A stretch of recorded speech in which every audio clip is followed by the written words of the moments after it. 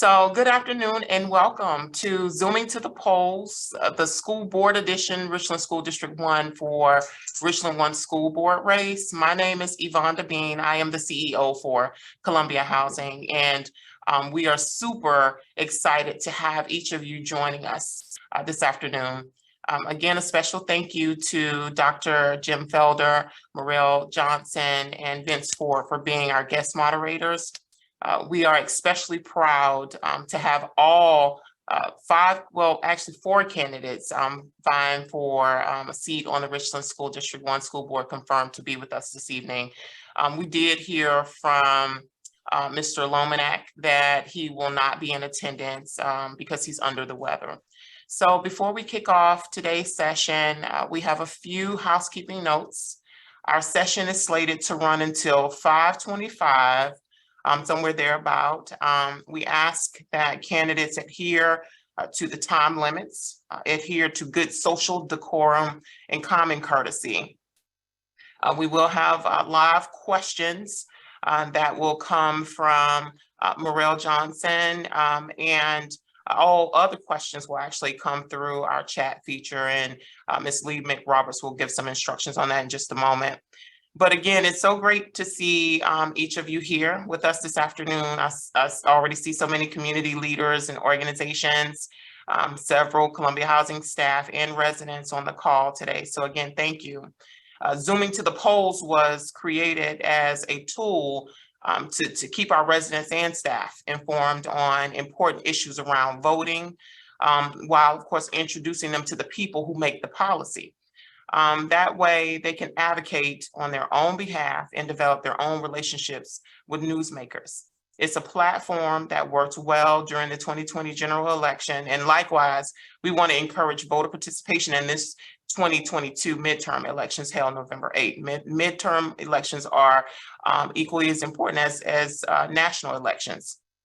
So right now, I'm sorry, did someone say something? That was me, I coughed, I'm sorry. Oh, no, that's quite all right. So at this time, like to turn it over to Lee McRoberts to go over some housekeeping issues, but I do want to just add one last thing, and that is that, there is a shortage of qualified teachers in the classroom. And it's the worst it's ever been. In fact, it's alarming. I saw something recently that indicated that there were 181 teacher vacancies at the beginning of the school year for Richland 1. As well as national reports also show that our children's performance in math is the worst in history coming off the pandemic.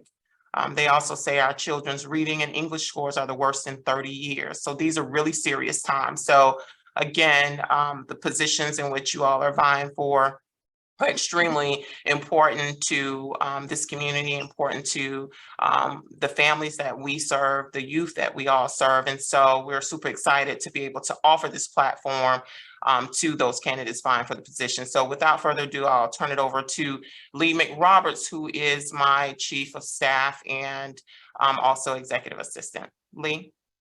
Thank you, Ms. Bean.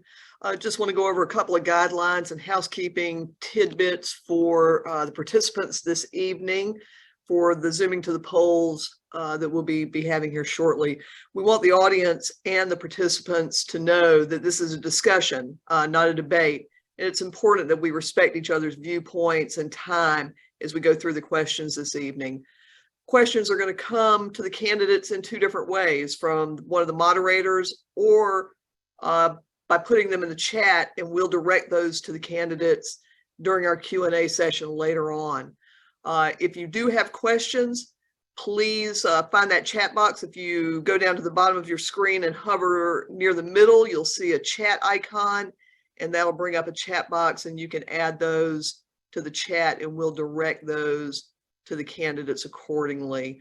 The order of questions directed to the candidates will be in alphabetical order and reverse alphabetical order. We will ask the initial question as a means of letting each candidate introduce themselves. Each candidate will have a minute to respond, and each response will be timed. So be mindful of the time that you have. All subsequent questions, candidates have up to a minute to respond to as well. If you finish before the minute's up, that's fine, but you do have up to a minute to respond. Again, we are so thankful for the candidates who have come and joined us this evening, for your willingness to serve and for your willingness to offer yourself for public office. Thank you, Ms. Bean. Thank you, Lee. So as we kick off what I know will be a great discussion this afternoon, I'd like for our guest moderator, Dr. Jim Felder, to speak to why voting in midterm elections is so critical. Thank Dr. you so Felder. much. Thank you so much. And thank all the candidates who've appeared here and thank all of those who are participating. Midterms election are very important, in many ways more important than general election when you have the president on the ballot. Because in South Carolina, the midterm elections includes the governor's race as well, which does not show up on the general election when the president is running.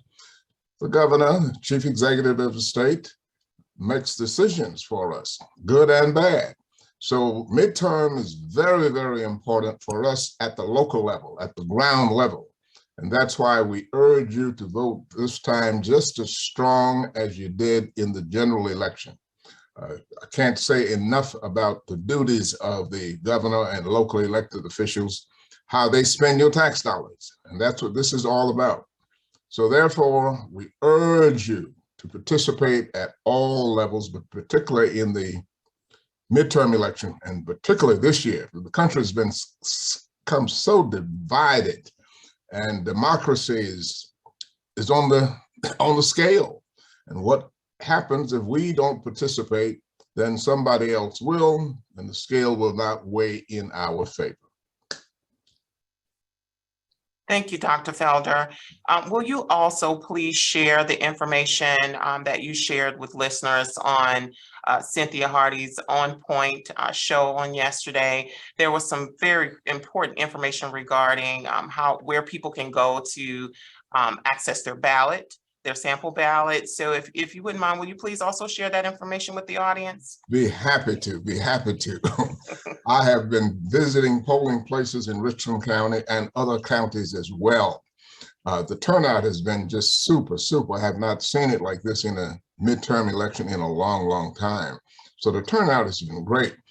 And that's because we now have that 15-day window to vote. Heretofore, it was called absentee ballot in person, when you had to go down and you could cast an early ballot, but you had to go into the Richland County 2020 Hampton Street office to do it. That is not the case now. That is one of the good things that the General Assembly did last year, was to give us this 15-day no reason to vote early, and it is working. As I travel the county, we have 5 places in Richland County where you can cast your ballot. You don't all have to go to 2020 Hampton Street. And regardless of what precinct you live in, you can go to any of the 5 locations. 2020 is one, of course. Park Lane is one. Down in the lower part of the county, Hopkins Park is one, and the Adult Center is one. And then there is one out on the Innovation Center. So there are 5 locations that you can go. And as I visited them, the line's not long. It's steady, but no long lines as such. Curbside voting is available as well. So this is the best opportunity we've had for casting our ballots, and to do it early. Who knows what's going to happen on November 8th? It might rain. Who knows? It might even snow. So let's get this done and get it out of the way right now. 5 locations. Now, the other thing is the sample ballot. I have been urging us to do that. So many people have been blowing up my phone, asking me who the candidates are and where can I get in touch with them? Where can I find them? Well, you can find them on the sample ballot. And that's your sample ballot, the ballot that you will cast when you go into the polls. On your sample ballot, there are all the candidates who are running. So if you pull it off, you'll have time to study it, call friends, neighbors, pastors, ask, who are these people? Who do you recommend? I don't know them, but recommend to me who I should vote for. And you mark that sample ballot and you take it into the polls with you. It makes it so much easier because there are a lot of candidates, a lot of names are there. Now, the other thing is that school board race is nonpartisan. You all know that. So it's at the bottom of the ballot. So you go through the candidates from governor right down through state house races, but then at the end of the ballot is the school board race, which is nonpartisan. The other race is the partisan. You can split your ticket, vote straight ticket, doesn't matter, but don't forget the school board race is at the end. And that's the one we're focusing on here today. So that's kind of where we are. And I'll take any questions on that as we go to the candidates. Thank you so much, Dr. Felder. That was a lot of wonderful information that I'm sure our audience will find extremely useful. As you all may or may not be aware, there are 3 seats available on the Richland School District 1 School Board. There are 3 candidates vying for 1 at-large seat and 2 incumbents running unopposed. So before we hear from the 3 candidates, which I'm excited that all 3 are on the call, we'd like to hear comments from Dr. Aaron Bishop, Commissioner Aaron Bishop, and Commissioner Robert Lomanak, as I indicated earlier, couldn't join us because he's under the weather. So Dr. Bishop, we're going to ask you to deliver your remarks. And if you will, please feel free to take as much time as you need. Good afternoon and good evening to everyone. Again, my name is Dr. Aaron Bishop. I'm a 12-year elected official and proudly have served the community, Richland County School District 1, as not only a product of the district, but also a parent of the district and a partner of the district. To the host and the team of people who have made this possible, we appreciate you because we do believe local elections matter. I would like to share a quote before I give some other statements. And, as we sit here as elected officials or people who are vying for positions, one person said to me one time, it's nice to be important, but it's more important to be nice. So thank you. Thank you for allowing us as people who are looking to serve our children, the finest and brightest of our tomorrow, to be able to come and tell you that Richland 1 is 1. And as we are here tonight, we as leaders who are sitting in this capacity or leaders who look to be in this position, hopefully we can tell you of what is the area of improvement, but most of all, we can tell you of the areas of success. So let me share a couple of things with you that we have delivered over the last 12 years, just a few. Richland School District 1 has had the highest graduation rate in the history of our existence. We've also had the lowest dropout rate in the history of our district. Just recently, 2 years ago, this board was recognized on a national level as a board of excellence, which was only 2 boards out of the entire nation. As we deal with what is also reaccreditation, out of a scale of 100 to 400, we got a grading scale of 339, which is a level of excellence and is called the statement of the power of impact. And so as we see someone sharing the screen, thank you. We do realize that that capacity was because of leadership, because of learning, and then it was also about resource capacity.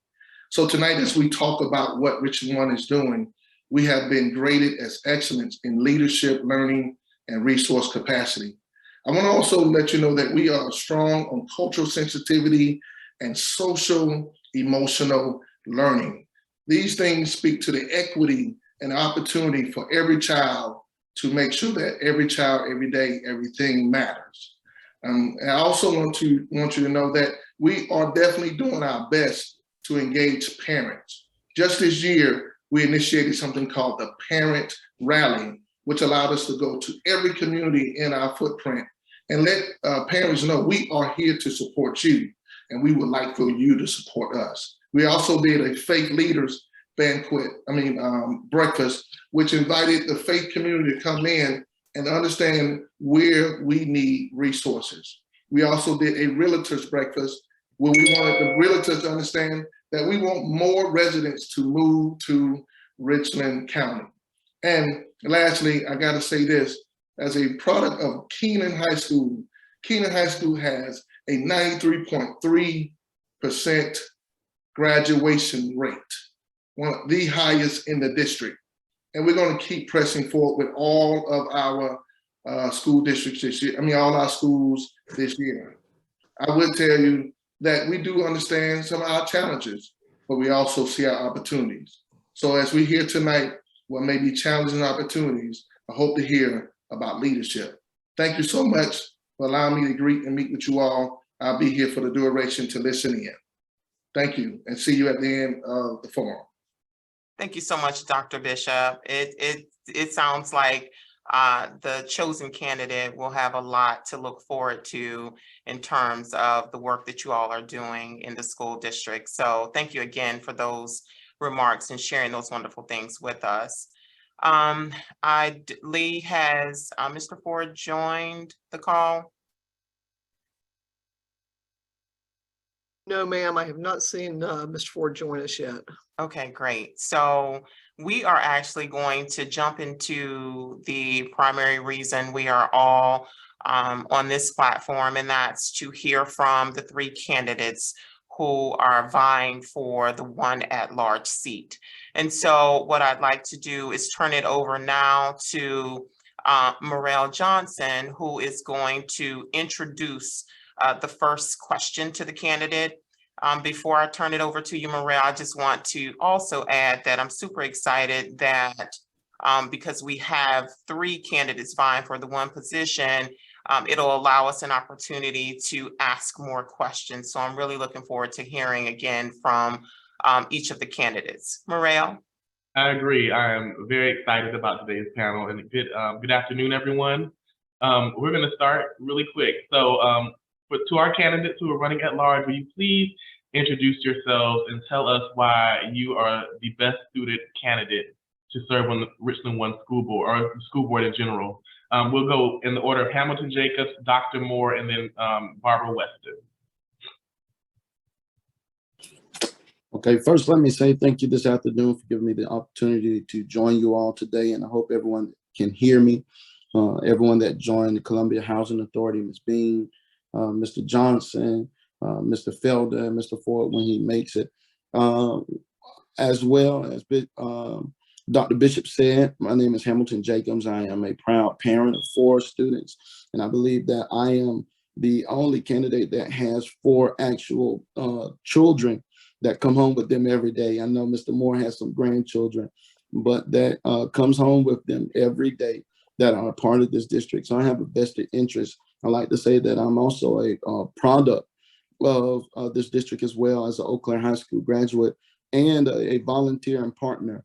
I spend a lot of time throughout our district, all across our district, making sure that I can try to create a safe haven for our children and give them an opportunity at a world of endless possibilities, I like to say. And so I believe that I'm most suited, one, because I'm doing the work. I'm the founder of a nonprofit, the Bridge Over Foundation, where we did a lot of work in our community to expose our children to more outside of just being inside the 4 walls, but to entrepreneurship, learning life skills, STEMs, reading comprehension, and things of that nature. But I'm a doer. I don't talk about it, I get out and do it. And I believe that where our district is headed right now, we need someone that will, I'm sorry, I didn't hear it. Did someone say something? No, sir, you can keep going, Mr. Jacobs. Okay, I'm sorry. I believe that where our district is headed is going to take a lot of work. It's going to take a lot of hard work. And I've been out here doing it. I've been in my community for over 10 years, working with our youth and our children, and just really trying to give them an opportunity and a second chance at life. And I believe that it's very important for us to be involved in where we're trying to go and head our district in a positive direction. Thank you, Mr. Jacobs. Dr. Moore. Good afternoon, everyone. I also appreciate the opportunity to speak with you and talk for just a few minutes about all the issues that we're looking at with the district. I've been with the district since first grade, which is about 60 years. So I've been a student, a parent, an employee. I've been a teacher and administrator at the district level and at the school level. Wow. I served 2 different schools, 15 years each. I do have 4 sons who are part of District 1 and 8 grandchildren, Mr. Jacobs, that are part of current schools. And I also have been a volunteer in the district, school improvement council leader. And since the time that I've retired, I've also worked with student teachers in district schools, both District 1 and District 2, and have served as the director of summer and after school programs with Koinonia of Columbia, which is a nonprofit organization that operates primarily in the 29203 area. So I feel like I've maintained the pulse of how the students are doing and what's going on with them. I've kept my hand in with kids in the community. Our nonprofit deals right now in the after school primarily with Hyatt Park and Arden students. And so there's been a lot of opportunities for me to see the district from all kinds of levels. I feel like as the district administrator, I've had the opportunity to both set goals for schools when we needed to have improvements and to recognize the times that we did well. I feel like at the district level, I worked in the HR department, so I spent a lot of time recruiting teachers and talking with applicants and doing exit interviews and all those kinds of things. So I understand that process as well. So I feel like that kind of experience of 38 years as an employee and a total of 60 years as taxpayer and student and so forth, I feel like those are the things that make me a good candidate for this position. Those kinds of experiences will be invaluable in trying to work with the other board members and making the kinds of decisions we need to ensure that all of our students are successful. Thank you, Dr. Moore. Mrs. Weston?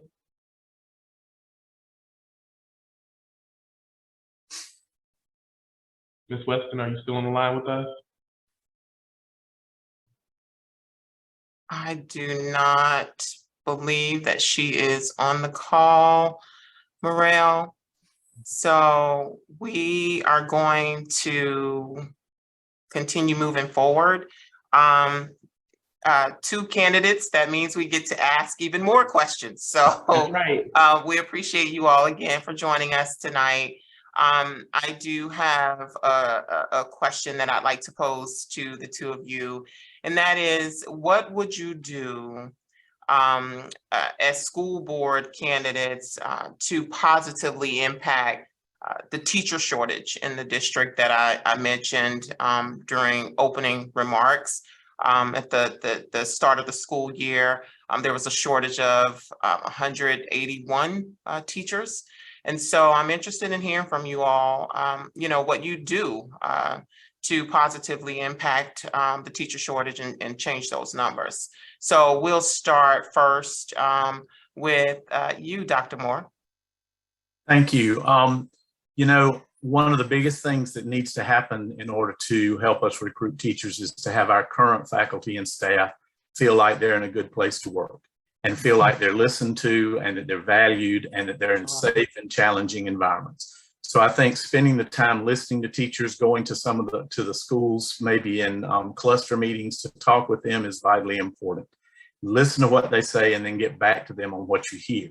I think also, as I've mentioned a couple of times, that I would like to offer my services as having been in human resources to work with the recruiting teams, both as information for the people who are applying and as an interviewer if need be, and talking with teachers. Had a lot of experience with finding teachers to match specific vacancies during the 5 years I was in HR. And I think that part is also important. But our current teachers have to feel, as I said, comfortable, challenged. They have to feel wanted and supported. And I think that would make a difference. We also have programs where we identify teachers, teacher cadet programs, which could be expanded and strengthened, taking advantage of student teaching institutions that we have around us to help bring people into the district. So it is a national problem, but I think on a local level, there's a lot of things we can do to try and see to it that it is not a big is not as big a problem for us as it is now. Sure. Thank you for that response, Dr. Moore. What say you, Mr. Hamilton Jacobs? Thank you so much, Ms. Bean. I think that one of the main things that we have to do to positively impact our teacher shortage is to make sure we give voice to our teachers. When I say give voice, I've kind of kept up, or not kind of kept up, but I've kept up with our board, and over the past few years things have played out. And it's important for, I feel, that our teachers get a open forum or a town hall where they can voice themselves and say what they need without retaliation. I think one of the first things that we have to do as a sound board and a good commissioner is listen and find out what the problems are, what they see at the classroom level, so that we can positively address those things. And I also feel that it's important for us to change the climate and the culture that is currently hovering over our district. We have to make sure that we make our district attractive. There has been a lot of bickering, a lot of arguing. You watch the board meetings, there's a lot of confusion, and we have to make sure that we're able to come together as one with one common goal, and that's to make sure that our teachers and our students are first. So the first thing I would want to make sure that we do is definitely give our teachers a voice. And then when we look at our budget and we look at funding and those things that could possibly move around, see how we can incentivize making sure that we retain our teachers, or that we make our district attractive where other teachers want to come. So there are a plethora of things that we could do, but I think the main thing is giving voice to our teachers, giving them an opportunity to talk freely, tell us how they really feel, and then try our best to make their concerns or address their concerns, definitely support them. As I've spoken with various different groups of people and teachers that say we want support. And I think that as a commissioner, it will be important for us to show that we don't mind rolling up our sleeves and getting dirty and helping them where they need that support. If they want to see us more, making sure that we're more visible. If they call us, making sure that we are dependable and making sure that we are a reliable resource for them to come to when they need help. And so I think those things will definitely positively impact the teacher shortage. Thank you so much, Mr. Jacobs. I just want to remind everyone that if you have any questions that you'd like to pose to the candidates, that you please put those questions in the chat. We do want to hear from you all, and obviously with 3 candidates on, it's a great opportunity to really get answers to some of those burning questions you all may have. Mr. Morrell? Yes. Can you hear me okay? Yes, we can hear you Okay. just fine. Okay.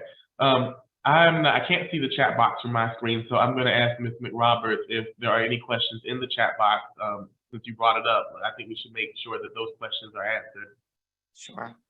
We don't, but I do have a question that someone's texted me, sort of as a follow-up to the answer to the question right before about teacher shortages and how the candidates would address those.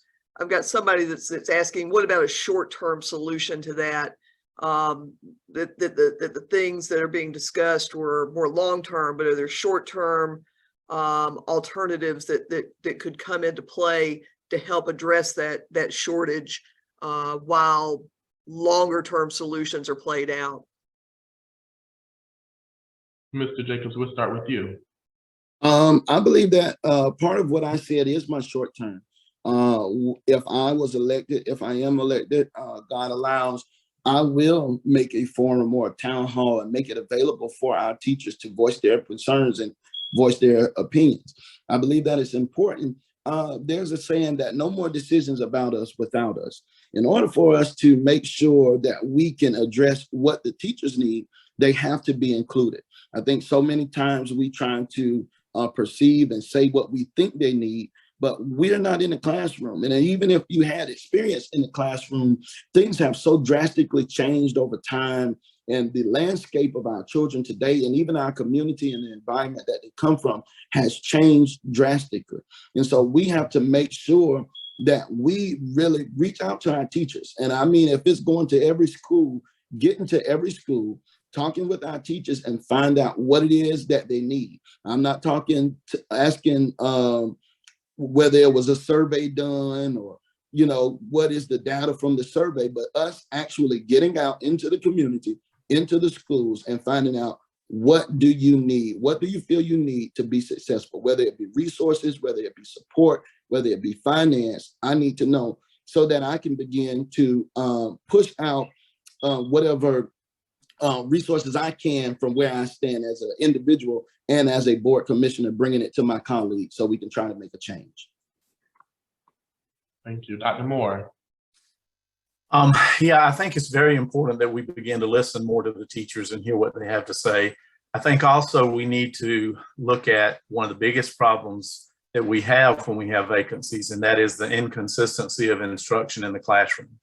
And I think we need to look at some novel ways of addressing that, whether it's offering incentives to non-classroom staff members in school for them to take on long-term subs, spending, coming on as a long-term sub in addition to their other responsibilities, or possibly temporarily moving them into that kind of position, or finding substitutes that we know are qualified and that are willing to come back, and maybe retired teachers or teachers who are not currently in the workforce of teaching, identify those that, and then really work at providing the kinds of incentives for them that will keep them in those classrooms for, on a long term. I think that whole idea of substitution and finding people to take over the classrooms is where we really need to look for more of our short-term solutions. I know now we're looking at international teachers. I think that's one thing that can be done. I feel like it can be greatly overused, and you have to be very careful about that, because I think there are some situations with cultural differences between our classrooms and classrooms where people have come from. But I think we need to provide them with the kind of support they need to make those adjustments as well. So again, we have some of that consistency, possibly even having substitutes work under a teacher on a grade level, or teachers who are instructional assistants at the school coming out of those classrooms for short periods in order to fill in those vacancies so that there's some consistency there for the students.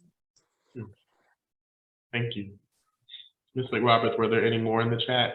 We do have a question from Hamilton Grant for the candidates. Gentlemen, in your opinion, what's the biggest barrier of success for students in Richland 1? And as a commissioner on the school board, if elected, what would your solution be to removing that barrier to success? Okay. Dr. Moore, we'll start with you. I think one of the biggest problems that we've got are the relationships that students have with teachers, with parents, whoever, as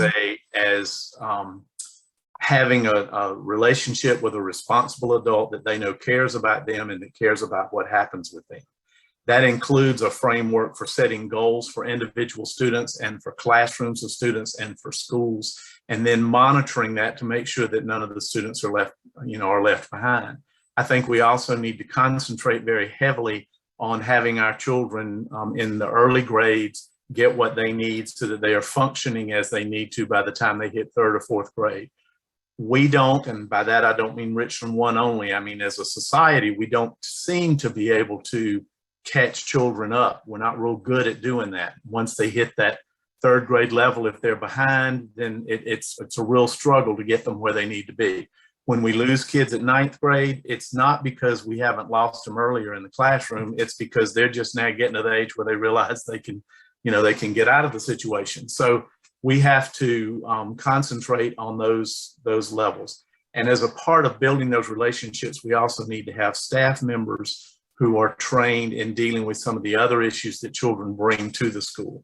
The people who bring guns to school or who bully have issues that need to be helped.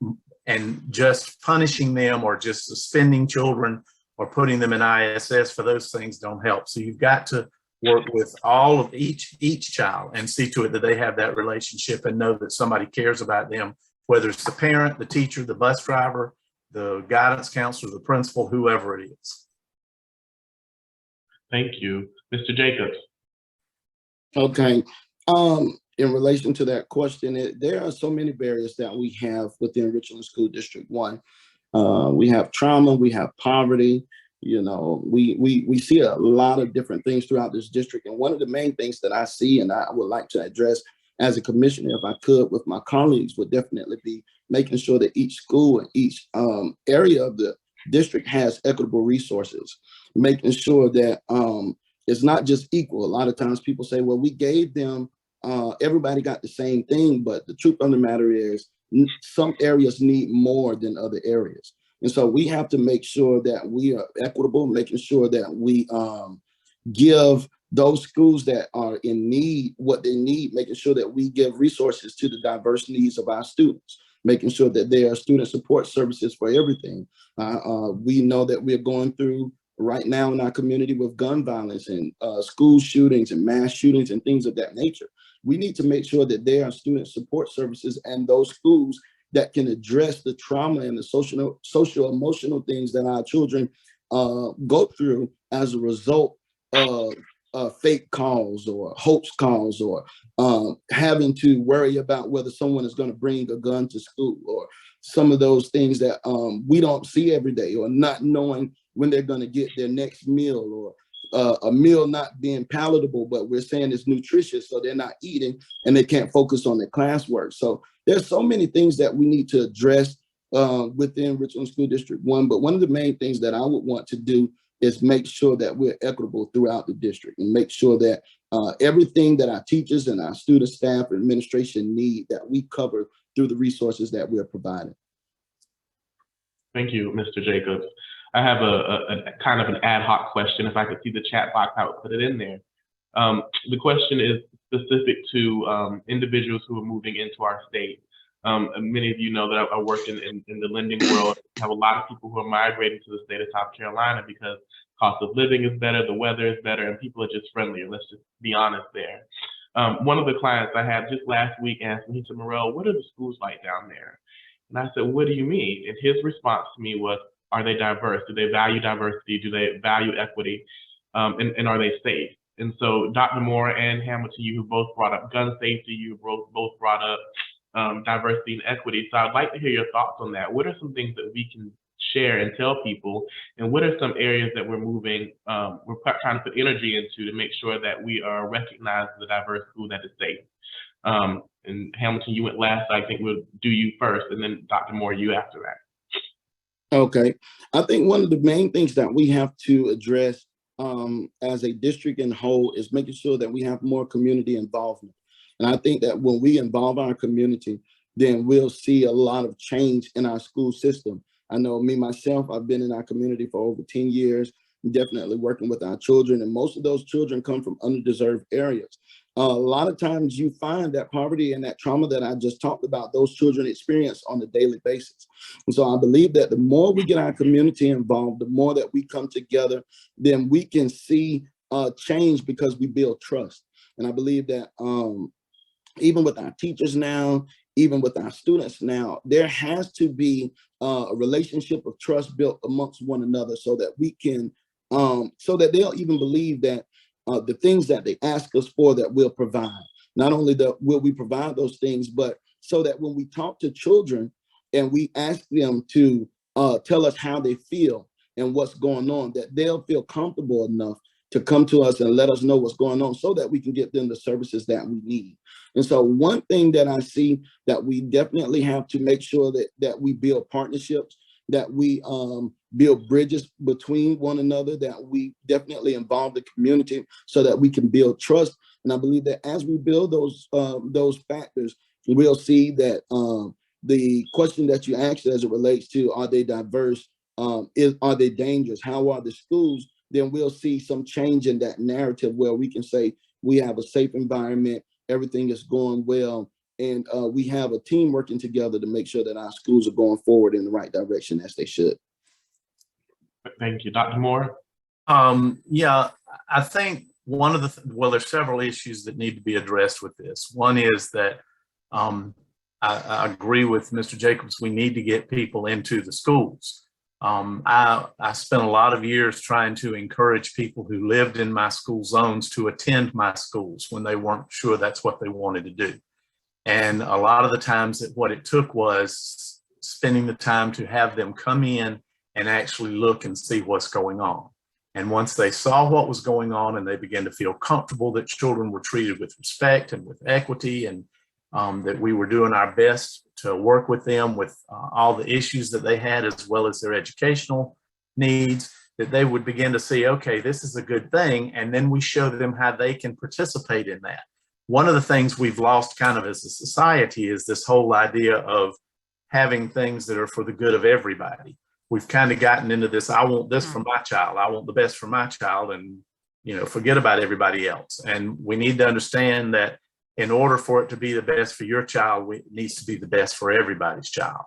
So as we build on that's an important part of all this. But then building other communication lines with other parts of the community and corporate and cooperating with them to help raise the level of safety and comfort in the whole community is also a part of all this. And I think if one way that can happen is if the community is involved with the school and they become proud of the area they live in and the school that they're working with.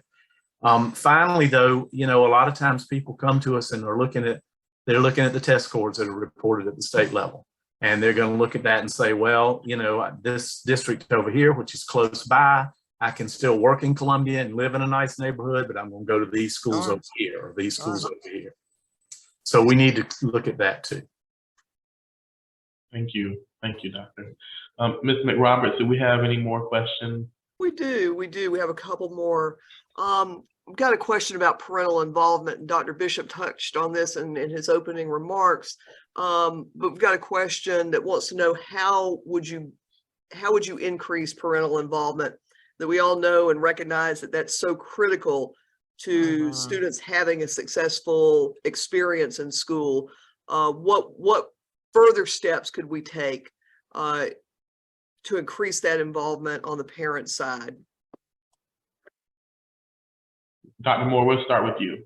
Okay, that's something that we've dealt with for years and years and years. And as an administrator, I dealt with it directly. How do we get parents to come into the schools? And I think what we have to do is make sure that we initiate contact before the school year starts, before there's time to have any issues, begin to talk with the parents, let the teachers talk with the parents and get to know them as individuals and as the parents of their children, and help them feel like they're a part of what's going to be happening in the school that year. I've had teachers who have followed that procedure and were very successful. I had other teachers who said, well, that's not really that important, and they come to regret it later, because then the first contact they have is when there's an issue. The child's either not doing well or there's been a discipline problem or something, and it just immediately sets up a dynamic that is a negative one. So we have to begin that communication ourselves. We have to keep that communication open. We have to do it often. And then we have to have activities where parents are invited to come in and see what's happening at the school with their children with them, so that they can begin to see what it is their child's doing every day and how that's going. So that communication is very important. A lot of times schools will say, okay, you got to see them at the beginning of the year, the middle of the year, and the end of the year, and that's your obligation. But that's not our obligation. Our obligation is we need to see them as often as they need us to see them. Thank you so much. Mr. Jacobs? One thing with parent involvement, I want to say, me being a parent, we have to make sure that we get the message to them. So communication is definitely going to be key. I know that we do the robocalls from Richland County, from Miss York. I know that we send the emails, but we have to make sure that we have a effective means of communication to get them.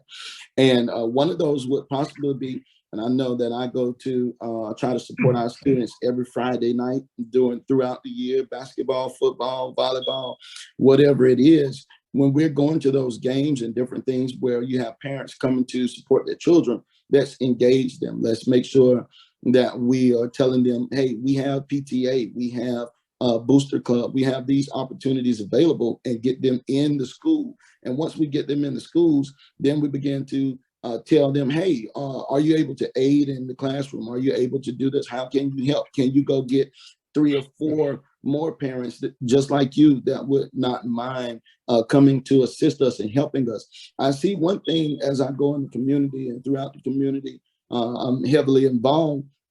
I see that parents love to support their children. And so we have to make sure that we're getting out into our communities and going to get the children. If it's not happening the way that we've been trying to do it over the years, we have to go and get our parents. And there's a lot of good parents out there that just say, you know, well, I didn't know, I didn't hear about it, I didn't know how to do it. So we have to make sure that we are engaging our parents, that they feel welcome, that we make sure that we take advantage of every opportunity we get to meet with parents, to bring them on. But it's very important that communication is there between the parents and the schools and the board, so that they know what's going on. And I know that sometimes, even as a parent, if you're not an involved parent yourself, that can be lapsed. Thank you, Mr. Jacobs. Ms. McRoberts, sorry. I do have one more, Mr. Johnson. Question. Wait, I'm sorry. Okay. Before we go to that last question, we've got a little bit of time. I do want to throw in another question that was just sent to me in reference to teacher burnout. And you all talked about it, you kind of touched on it briefly in some of your remarks earlier. But my sister, I have two sisters who at one point in time taught in the school system. One resigned from teaching just from teacher burnout, and the other happens to be a teacher in the Richland 1 school district now, and she's a first-year teacher. And she's great at it. She's great at it. She has a great relationship with the kids that she teaches. They love her. She loves them. She's definitely cut out for the work. But one of the things I do hear her talk about often is the administrative burden sometimes, not being able to really focus on the kids the way in which she like to focus on those kids, just because there are so many requirements from an administrative perspective of them as teachers. And so she's not feeling discouraged, but certainly, you know, if it continues, the teacher burnout could, you know, be very well where she's headed, and we hope not, because again, she's great at it. But I'm interested in hearing from the candidates. You know, what are your thoughts about teacher burnout? How do you address teacher burnout? There is a teacher shortage, and the teachers that are there are doing their jobs and more. And so how do you address the teacher burnout? What are your suggestions? What are your solutions potentially? Okay. I believe that I was the last Mr. one. Jacobs? Yep. Okay. All right. Thank you. I think you look at, like I said, one of the things that we have to do is definitely build trust amongst administration and teachers, so that teachers can feel free to say how they feel. That's one thing. But another thing is we have to get them more help in the classroom, IAs, instructional assistants, to be able to take some of the burden off of them. Not only that, but I've noticed as well, just recently a survey came out about a modified calendar, and those would give more opportunity and more breaks to teachers to be able to, you know, decompress, to excel, to get away from the classroom and then come recharge. So if that goes through, then that would definitely be one reason or one way. But what I've also heard from teachers as well, and a few of them, is making our break rooms more comfortable. Making it more of a lounge style break room. And that's not to take an excessive break, but that's to give them kind of like a getaway. So when they come, it's not like they're going into another classroom, but they're going into a place where, just like I said, they can decompress, they can relax for a minute or a second, and making it inviting, making it somewhere that they can just get away from the stressors of the classroom. And so we definitely have to do that. We have to make sure that we provide, you know, all of those mental health resources for teachers and everything that they go throughout the day. Someone just hearted your message, your remarks, Mr. Jacob. Just wanted you to know that. Okay. Yes, ma'am. Yes, ma'am. But definitely, you know, some of the mental stresses that they go throughout the day, we have to really those people that aren't in the classroom, and I commend all the teachers and I celebrate them because they see a lot of things that we do not see.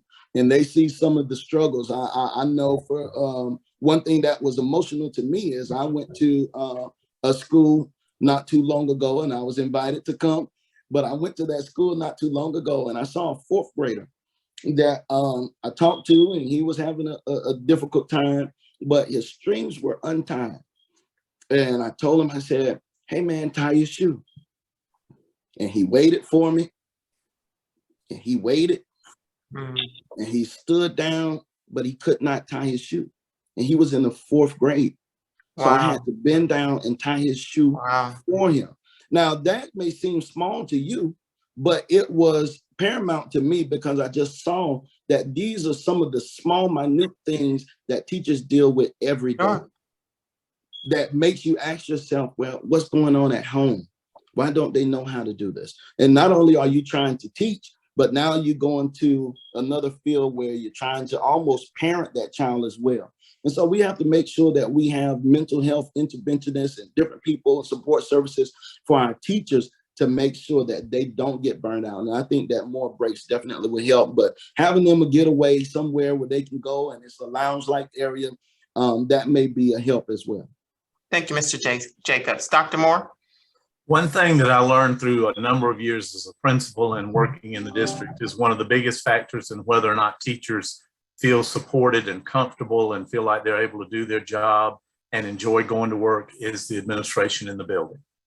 And I think that's something we need to look at. I think we need to identify principals and hire principals and place principals that we know have the teacher's support foremost in their mind for as far as the staff and teacher support's concerned. Not that they don't realize that students come first and that the students' educational needs come first, but that they realize that the biggest research shows us that the biggest impact on a student's achievement is the teacher in that classroom. So they have to feel supported. They have to feel like that someone is there that has their back. When you have a lot of administrative stuff to do, and when you have tasks to perform that are outside of your classroom duties, some of that has to do with the way the school is set up or the way the administration runs the school. And if it's approached correctly, then teachers I know will do anything for, to help make their school do better. And sometimes that whole tiredness is going to be a problem no matter what. But I think that's one of the big issues that I'd want us to look at. Sure. Thank you, Dr. Moore. Lee, on to your question. I'm sorry. You did. That's okay. It actually ties in because it refers to overcrowded classrooms, which are often a product of the teacher shortage and that issue. So knowing that overcrowded classrooms are an issue and that they can be so detrimental to the students and to the teachers, what as new school board commissioners would you do or propose to do to address that very serious issue? I think when I've thought about this before, I think about the fact that we've got to identify as many discretionary funds and special revenue funds and as we can that can be earmarked for smaller classroom sizes. The state will take credit for having passed laws in the past that bring down classroom sizes, but then they don't fund those. And so I think as a board member, we have some voice with the State Department and with the legislators and a responsibility to actively say, look, you've got to fund us at a level where we can bring these numbers down. Then as a district, I think we need to take the opportunity to look at the vacancies that are out there, to look at, again, any discretionary funds that we may have, and to begin to identify as a goal, either more instructional assistants in our lower grade classes, beginning with those schools that show the most need as far as academics is concerned, and begin to place some of those people in those classrooms, or reducing class sizes. Any of those things could be the goal that you're working for. But I think we would go a long way towards making everybody feel better about that if they knew, okay, we have a goal of trying to put an instructional assistant in every 1st through 3rd grade class, and we're going to identify the funds to hire 5 a year until we get it done. Or we have a responsibility to keep our 1st grade numbers down to 12 to 15 children in a class. And this is how we're going to identify this much money and add this many teaching positions in order to do that. But that's going to require looking at all the spending and then making the hard decisions of what you're not going to spend on so that you can help with the class sizes. Thank you, Dr. Moore. Mr. Jacobs? Okay. Unfortunately, with the overcrowded classes, that won't change until we're able to get more teachers in the classroom. And we can offer IAs and we can offer as many people as we would like, but it's going to be a tough battle or uphill battle. What I would like to see is that we continue to make our district attractive, because our teachers are going to be our biggest recruiters. We can put incentives out there. We can say what we'll do or what, put empty, I don't want to say empty promises, but we can offer as much as we can offer. But ultimately, our teachers are going to be our biggest recruiters. And so we have to do what we can now to make our teachers feel comfortable, make them want to invite others to join the R1 family, make sure that we're giving them everything that they need, definitely the support that they need, making sure that we are able to meet them where they are and help them with whatever they bring to our desk as commissioners. But I see our teachers as being our biggest recruiters. And so we have to make the people that are in the classrooms now comfortable so that we can get more teachers in the school and ultimately get those class sizes down. And I hate that that's the situation that we're in right now. But in order for us to make our classroom sizes smaller, we definitely have to get more teachers inside of the schools. Darrell? Thank you, Mr. Jacobs. Dr. Felder? Yes, a couple of rapid fire questions that just require a yes Sure. or no, yes or no answer. Everything you've discussed so far is part of the role of the school board members. However, first, what is the primary role of the superintendent? Number one, when he walks in the door the first day, is it hiring a superintendent? Yes or no? Sorry, say that again. I said the first responsibility of a school board member, the first day he walks in or she walks into the boardroom, is that not to hire a superintendent? Is that number one? Well, if you have a vacancy there, yes, it would be. Hammer? Yes, if it's a vacancy, it's to hire a superintendent. All right. Number two, financing is the next role to come up with a budget for the district. Is it whose role? Go ahead, Ham. Yeah, I'm trying to place what the question is. No, the question is the role of the school board. Is it not your role to, after you've got a superintendent in place, do you not have to come up with a budget? Yes, with our financial staff, we do go through a budget. All right. We review the budget. They're a simple question, but they're questions the average person cannot have been asking. The question of who runs the school, who comes up with the budget, who hires the superintendent, who fires the superintendent, simple things, but they're there. And so oftentimes we're not clear on whose role is what. So that's why I raised this question. And then finally, decorum. What will you do about decorum in board meetings? We've been having a rough time with that here lately. Now, that you can answer without yes or no. We'll start with you, Dr. Moore. But I'm going, okay. You would go away from yes and no on that question. Gain national attention. I think it's unfortunate that we're at a position where the impression is that the board members are not getting along and that they're not able to civilly deal with one another. I think we have to, as individuals, I can't be responsible in that board meeting for anybody's behavior but my own. But what I can say is I can say that I will be civil and I will not allow myself to be put in the position of being uncivil to other board members. And I've had the question asked, would you be harassed or intimidated? I said, well, I might be corrected. I might be harassed. I might be I might even be disrespected in a board meeting, but my reaction is mine, and I would not be intimidated or, forced into uncivility. Great response, Dr. Moore. Yeah. Mr. Jacobs? You speak to decorum. I believe that it's our job at all times to be respectful, be integral, to make sure that we maintain good character. What we fail to realize a lot of times is that children see how adults act. And we may not believe that they're watching. We may not believe that they're here, the different things that go on, but they do.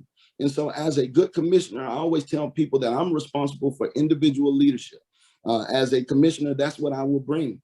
And you cannot allow anyone to knock you off base. You can't allow the how someone else acts to get you out of character. And so I think that it's important that you maintain your integrity in all situations. You show respect so that you can get respect. But if you don't, you still have to know how to be an adult.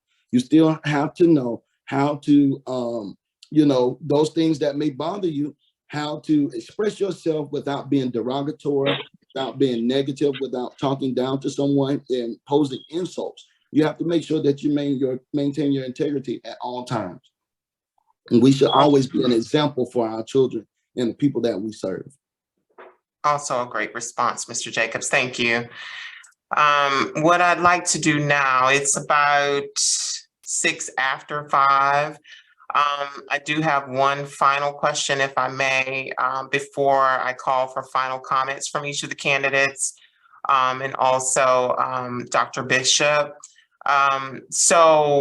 Many kids are currently playing catch up, if you will, trying to recover from the pandemic's, the effects of the pandemic really on them. What solutions would you offer to allay those concerns and really bring those students up to grade level? So we'll start with you, Mr. Jacobs. Okay. And this one is another one that touches home. I know firsthand, having 4 sons that went through the pandemic. I know that my last son, he had a traumatic experience. Just to very quickly give you a backstory, my son's kindergarten teacher died. The teacher that was teaching with his kindergarten teacher left because she could not go through, she could not just handle everything that happened with that teacher passing. The next 2 years we were in COVID, and now he's in 3rd grade.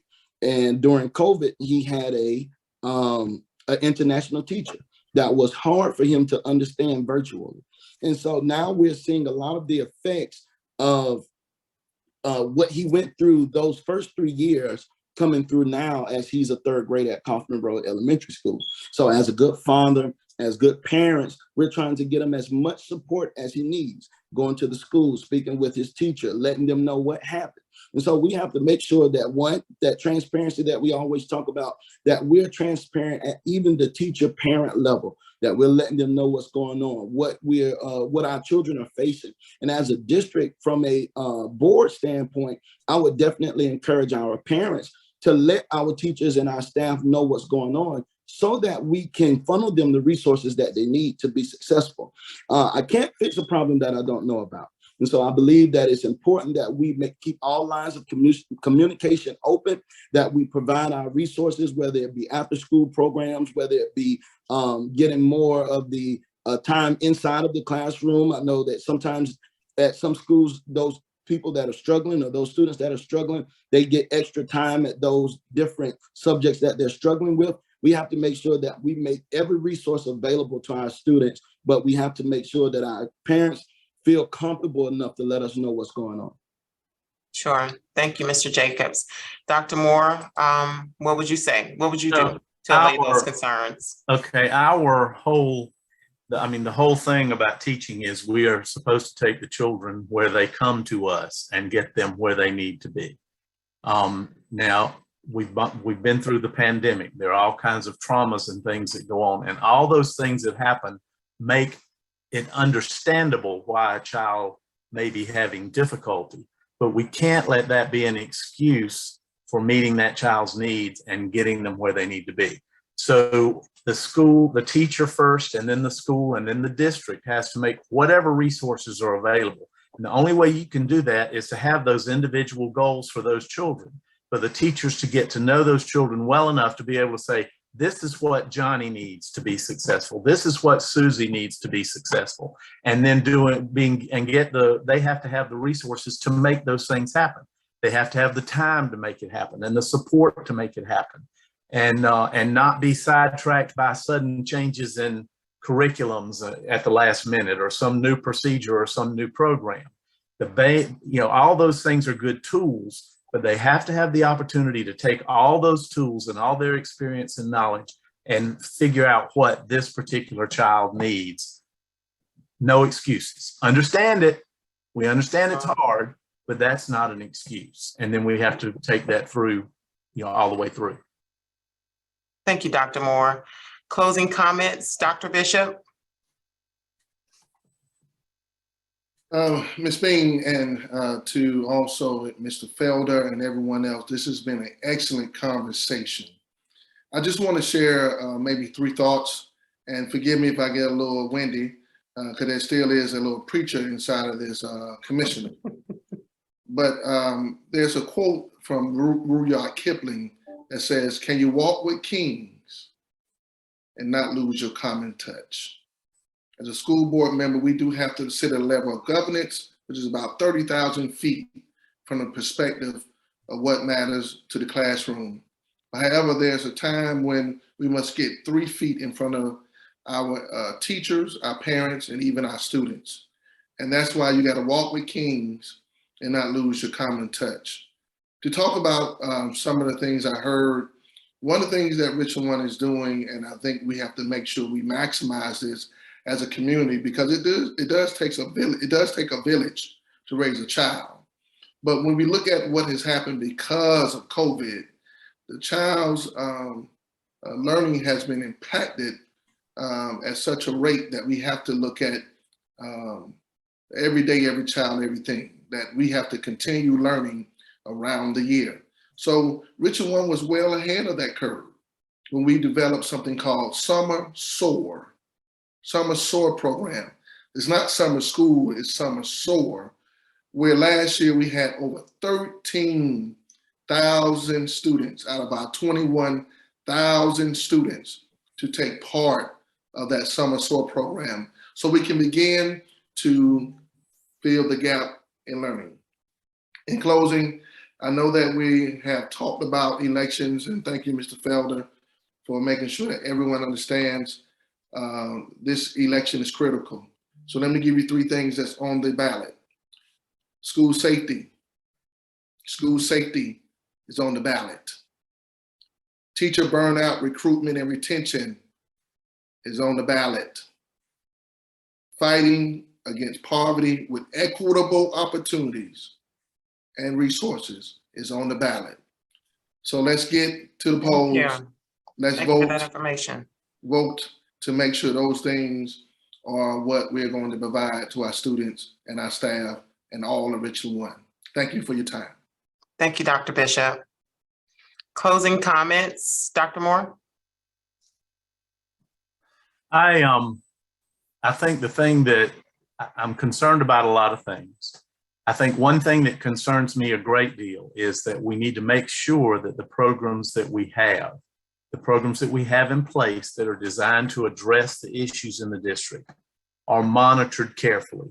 The school board's job is to have a vision for how things need to go, and then to direct the administration through the superintendent as that vision is followed through and as that vision is carried out.